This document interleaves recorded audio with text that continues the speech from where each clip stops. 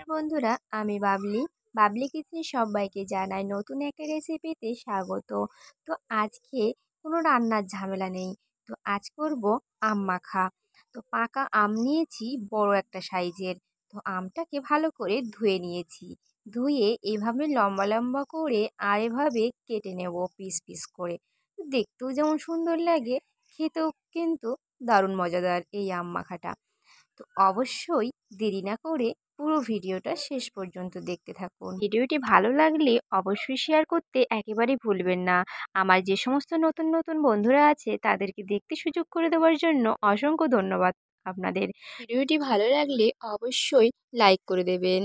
আর যে সমস্ত বন্ধুরা আমার পেজে নতুন আছেন তারা অবশ্যই সাবস্ক্রাইব করার অনুরোধ রইল নতুন নতুন ভিডিও দেখবার জন্য।